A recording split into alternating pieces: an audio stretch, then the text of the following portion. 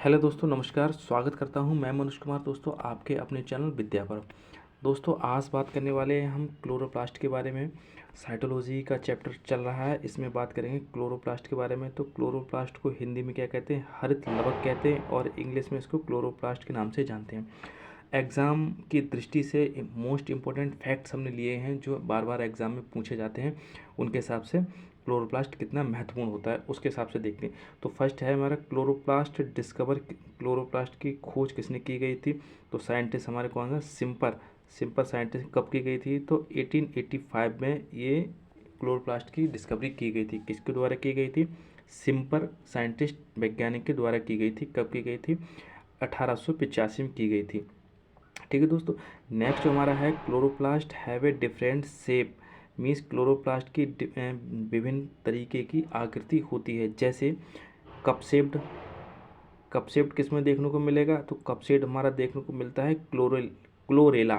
Chlorella हमारा क्या है? एक एल्गी है और इसमें कप शेप्ड मिलता है। कप शेप्ड मीन्स क्या होता है? ये शेप्ड होती है यू शेप्ड, तो इसको यू शेप्ड के नाम से भी जानते हैं, कप शेप्ड के नाम से जानते हैं और हॉर्स शू शेप्ड के नाम से भी जानते हैं। किसको जानते हैं? क्लोरेला, जो क्लोरेला में पाया था। और इसी के साथ है क्लेमाइडोमोनास। क्लोरेला एंड क्लोमाइडोमोनास में जो क्लोरोप्लास्ट होता है उसकी शेप कैसी होती है? कप शेप्ड होती है, यू शेप्ड कह सकते हैं। और इसी को ही हॉर्स शू लाइक शेप्ड भी कह सकते हैं। ठीक, इसके बाद दूसरी जो शेप हमारी होती है वो है हमारी कैसी है? गिडल के तरीका को इसको होती है गिडल शेप्ड। तो गिडल शेप्ड में कौन कौन है? गिडल शेप्ड हमारा क्लोरोप्लास्ट किस में पाया जाता है? यूलोथ्रिक्स में पाया जाता है। तो यूलोथ्रिक्स में गिडल शेप्ड हमारा कैसे क्लोरोप्लास्ट पाया जाता है। ठीक है, दूसरा हमारा है, हमने कप शेप्ड हमारा देख लिया। दूसरा हमारा ग्रिडल शेप हमने देख लिया, किस में पाया जाता है? ये हमारा पाया जाता है यूलोथ्रिक्स में पाया जाता है। ठीक है दोस्तों, इसके बाद में है स्टीलेट। स्टीलेट मीन्स होता है तारेनुमा, तारेनुमा यानी स्टार लाइक। जी किस में है? जिग्नेमा। जिग्नेमा हमारा एक सवाल है, जिग्नेमा सवाल में बार बार क्वेश्चन पूछे गए हैं एग्जाम में कि जिग्नेमा में कैसी शेप का क्लोरोप्लास्ट पाया जाता है? तो हमारा स्टेलेट शेप का पाया जाता है। ये तारेनुमा इसको कहते हैं। तो स्टार लाइक तारेनुमा इसमें पाए जाते हैं। अच्छा, रेटिकुलेट क्लोरोप्लास्ट शेप किस में पाई जाती है? ये है क्लेडोफोरा में पाई जाती है और ऊडोगोनियम और क्लेडोफोरा में रेटिकुलेट शेप क्लोरोप्लास्ट पाई जाती है। रिबन शेप क्लोरोप्लास्ट की शेप किसमें पाई जाती है? रिबन शेप हमारे स्पायरोगारा, एक एल्गी है, इसमें स्पायरोगारा में रिबन शेप क्लोरोप्लास्ट पाया जाता है।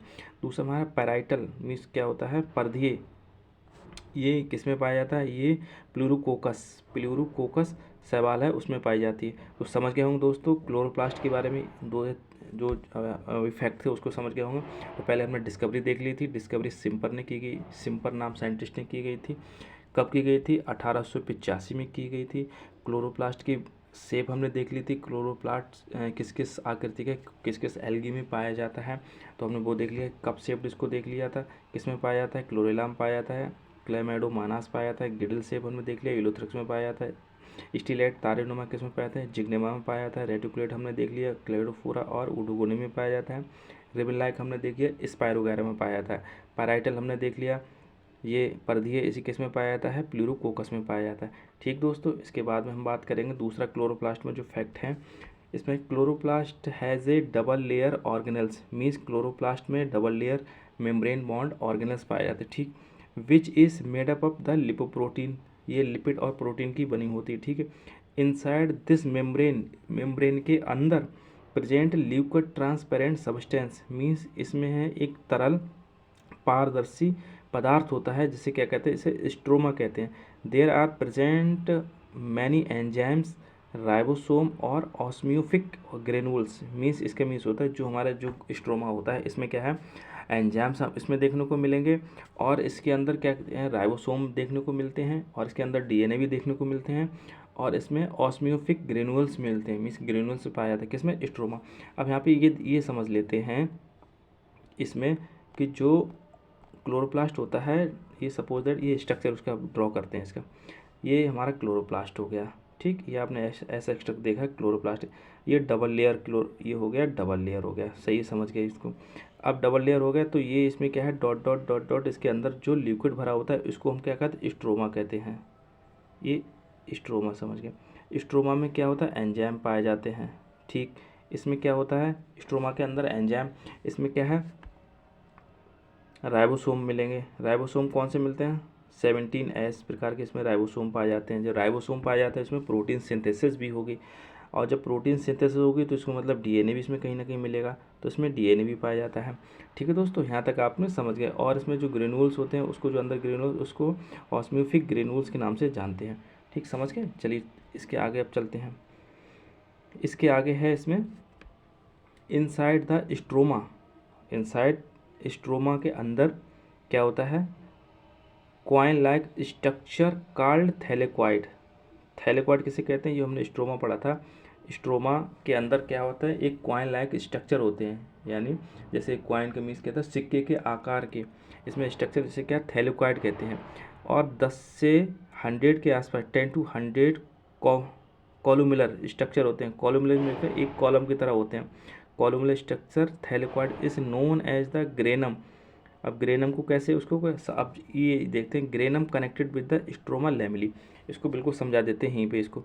ये सपोज दैट ये है हमारा, ये हमारा क्या है, क्लोरोप्लास्ट हो गया। ठीक, ये हमारा डबल बॉन्डेड हो गया, चलो डबल लेयर्ड हो गया, ऊपर डबल लेयर हो गया। अब इसमें क्या होता है, ये कह रहे हैं कॉइन लाइक स्ट्रक्चर, ये हमारा कॉइन लाइक स्ट्रक्चर हो गया। ये स्ट्रक्चर कॉइन लाइक स्ट्रक्चर हो गया। ये इन कॉइन लाइक स्ट्रक्चर को हम क्या कहते हैं, थैलेक्वाइड कहते हैं, थैलेक्वाइड कहते हैं। ठीक, इन दोनों को मिला के ये कह रहे हैं 10 से 10 to 100 के आसपास होते हैं, 10 to 100। इनको कहते हैं, इनको ग्रेनम कहते हैं। ये किसी नाम से जानते हैं, ये ग्रेनम के नाम से जानते हैं। किसको, जो थैलेक्वाइड होते हैं, एक ढेर उनको कह सकते हैं, एक ढेर, या फिर उनको एक स्ट्रक्चर कहते हैं, कॉलमुलर स्ट्रक्चर होता है किसका, ये हमारा होता है थैलेक्वाइड का, इसी को ग्रेनम कहते हैं। ठीक, समझ गए। अब इसमें कहते हैं स्ट्रोमा कनेक्टेड लैमेली, मतलब जो ग्रेनम होते हैं किससे कनेक्टेड होते हैं, जो इनको कनेक्ट करते हैं। ये हमारे क्या है, ये थैलेक्वाइड थे, इनको ग्रेनम, ये पूरे को कंबाइंड रूप से कहते हैं ग्रेनम कहते हैं। एक स्ट्रक्चर को क्या है, थैलेक्वाइड कहते हैं। इसको कनेक्ट कौन करता है, इसको कनेक्ट करता है हमारा कौन, स्ट्रोमा लैमेली। तो जो हमारा जिसको कनेक्ट करता है उसको स्ट्रोमा लैमेली के नाम से जानते हैं। ठीक, समझ गया बिल्कुल। चलिए दोस्तों, इसके बाद आगे चलते हैं। इसके बाद में है inner side of the thylakoid, thylakoid की inner side quantasome is present. Means यो हमने थैलेक्वाइड देखा था, ये तो स्ट्रक्चर था थैलेक्वाइड का। तो थैलेक्वाइड की आंतरिक सतह means surface of the thylakoid, इस पर क्या मिलेंगे, क्वांटासोम मिलेंगे, क्वांटासोम। ठीक, क्वांटासोम की डिस्कवरी किसने की गई थी, तो क्वांटासोम की डिस्कवरी हमारी किसने की गई थी, तो quantasome discover by the Park and Pon. Park and Pon scientist ने कब की गई थी, ये 1961 में की गई थी। तो ये एग्जाम में कई बार पूछा गया है, क्वांटासोम डिस्कवर बाय, तो एग्जाम इसका ऑप्शन हो जाएगा, आंसर हो जाएगा पार्क एंड पोन। कब की गई थी, 1961 में की गई थी। अब इसमें क्या है, ईच क्वांटासोम हैज़ 230 to 300 क्या क्लोरोफिल मॉलिक्यूल्स, मतलब जो हमारा क्वांटासोम था, इसको, इस क्वांटासोम में क्लोरोफिल के कितने अणु पाए जाते हैं, तो इसमें 230 से लेके 300 तक इसमें क्या है, मॉलिक्यूल्स पाए जाते हैं। किसके पाए जाते हैं, क्लोरोफिल के पाए जाते हैं। Which is unit of the photosynthesis, इन्हीं को जो ग्रुप होता है क्लोरोफिल का, समूह पाया जाता है, एक कलेक्शन ऑफ द क्लोरोफिल, ये हमारा यूनिट कहलाती है। किसकी यूनिट कहलाती है, फोटोसिंथेसिस। फोटोसिंथेसिस मीन्स क्या होता है, प्रकाश संश्लेषण। प्रकाश संश्लेषण में क्या होता है, फूड प्रोसेसिंग। इसमें क्या है, कार्बोहाइड्रेट का फूड प्रोसेसिंग होता है। तो ये क्रिया इसमें क्या होता है, समझ के बिल्कुल, इसमें क्या होता है, क्वांटासोम होता है। क्वांटासोम कैसे कहते हैं वो भी आप समझ गए हैं। और इसमें क्या है, क्वांटासोम में कितने इसके क्लोरोफिल मॉलिक्यूल्स पाए जाते हैं वो भी आप समझ गए इसको। और इसको यूनिट किसे कहते हैं, फोटोसिंथेसिस की यूनिट किसे कहते हैं, क्वांटासोम को समझ गए। किसने डिस्कवरी की हुई थी वो भी आप समझ गए, पार्क एंड पोर ने की गई थी। ठीक है दोस्तों, इसके बाद देखते हैं इसके इंपॉर्टेंट फैक्ट्स क्या हैं। इसके बाद में जो इंपॉर्टेंट फैक्ट्स होता है, इन क्लोरोप्लास्ट फाउंड 17S राइबोसोम, मैंने पहले इसके बारे में डिस्कस किया गया था। ठीक है, और इसमें क्या है, आरएनए मिलेगा। और दूसरा क्या है, circular double standard DNA, circular double standard DNA without histone protein, इसमें हिस्टोन प्रोटीन नहीं होगा, ये प्रिमिटिव स्टेज में पाया जाता है। Therefore chloroplast is a called semi autonomous organelles, या दूसरे नाम से जानते हैं cell within cell. Cell within cell का मीन्स क्या हो गया, इसको और ऑटोनोमस, सेमी ऑटोनोमस और ऑटोनोमस ऑर्गेनल्स क्यों कहा जाता है, ये समझ गए आप दोस्तों। पहले ये क्लोरोप्लास्ट में क्या आता है, 17S राइबोसोम पाए जाते हैं। ठीक, ठीक है। और इसमें आरएनए पाया जाता है, डीएनए भी पाया जाता है। डीएनए कैसे पाया जाता है, डीएनए सर्कुलर होगा, ठीक है, और डबल स्टैंडर्ड डीएनए मिलेगा। ठीक है, समझ गए। इसकी वजह से इसमें क्या होता है, इसमें सेमी ऑटोनोमस ऑर्गेनल्स कहते हैं। क्यों, इसकी मीन्स ये होता है, सेमी ऑटोनोमस का मीन्स ये होता है, ये हम समझ लेते हैं सेमी ऑटोनोमस क्या होता है। इसमें ये होता है, एक मिनट, ये हमारी सेल है, एक कोशिका है, ठीक। कोशिका के अंदर हमारा ये हमारा सपोजड ये हमारा क्लोरोप्लास्ट पाया जाता है। अब इस क्लोरोप्लास्ट को 100 प्रोटीन की नीड्स है, 100 प्रोटीन की नीड्स है, ठीक है। तो 100 प्रोटीन की नीड्स है, तो ये 50 प्रोटीन तो सेल्फ प्रोड्यूस कर सकता है, ये 15 प्रोटीन के आसपास को सेल्फ प्रोटीन कर सकता है। लेकिन जो 100 बची वो हमारी कहाँ से आएगा, वो इसको प्रोटीन सिंथेसिस करने के लिए इसको न्यूक्लियस की नीड्स पड़ेगी। तो जो न्यूक्लियस 100 न्यूक्लियस ने के द्वारा प्रोटीन सिंथेसिस बोस ने यूटिलाइज की, और 50 इसने खुद सेल्फ रेप्लिकेट करके प्रोटीन को सिंथेसाइज किया। तो ऑटोनोमस हो गया, तो लेकिन फुल्ली ऑटोनोमस नहीं है, तो क्या सेमी ऑटोनोमस है। मीन्स कुछ क्रियाएं जो खुद सेल्फ रेगुलेट करता है, जो नीड्स के अपनी नीड्स के हिसाब से प्रोटीन को जितनी नीड्स होती है उसके हिसाब से। मीन्स 100 प्रोटीन नीड्स की इसको नीड्स थी, तो उसमें 50 प्रोटीन्स खुद इसने यूटिलाइज की या सिंथेसिस की, और बाद बाकी 50 प्रोटीन से न्यूक्लियस या केंद्र की सहायता से उसको सिंथेसिस किया गया, वो उसने क्लोरोप्लास्ट ने यूटिलाइज किया। तो समझ गए दोस्तों, इसको क्या कहते हैं, सेमी ऑटोनोमस ऑर्गेनल्स क्यों कहते हैं, ये आप समझ गए। इसके बाद में, ठीक है, ये हो गया। यही ठीक है। अब इसमें देखते हैं इसके बाद में नेक्स्ट जो इसमें क्या है, ये हो गया। दूसरा इसका जो फैक्ट है, some chloroplast has a special structure called pyrenoids. कुछ क्लोरोप्लास्ट होता है, एक स्पेशल स्ट्रक्चर पाया, इसको पायरिनोइड्स कहते हैं। विच इज़ प्रोटीनियस, ये किसके होते हैं, प्रोटीन के बने हुए होते हैं। कौन, पायरिनोइड्स, ठीक है। ये क्या काम करते हैं, लाइक जैसे क्या किस में मिलेंगे, ये एल्गी में मिलते हैं, शैवाल में मिलेंगे। एंथोसिरोस एक किसका है, ब्रायोफाइट है, एंथोसिरोस उसमें मिलेंगे। और सिलेजिनेला हमारा कैसा एक प्लांट का नाम है, ये कैसे टेरिडोफाइट्स है। इसका फंक्शन क्या होता है, ये स्टोर हमारे कैसे करता है, स्टार्च को स्टोर करता है। कौन, पायरिनोइड्स। किस में मिलेगा, ये क्लोरोप्लास्ट का। क्लोरोप्लास्ट में एक स्पेशल कैरेक्टर होता है, सपोज दैट हमने पढ़ा था उसमें, जैसे उसमें क्लोरेला एंड क्लोरेला और क्लामाइडोमोनास में हमने जब पढ़ा था, तो उसमें देखा था तो क्लोरोप्लास्ट की जो स्ट्रक्चर था यू शेप्ड था। तो ये कंडीशन उसमें आती थी। तो यू शेप्ड में यहाँ पे उसमें एक पायरिनोइड्स भी, सिंगल पायरिनोइड्स भी पाया जाता था उसमें। जब पायरिनोइड्स पाया था, ये स्टोर किसका काम करता था, ये हमारा स्टार्च को स्टोर करके रखता था। तो स्टोरेज ऑफ स्टार्च किस में होती है, तो हमारे जे क्लोरोप्लास्ट की किस में, पायरिनोइड्स में होती थी।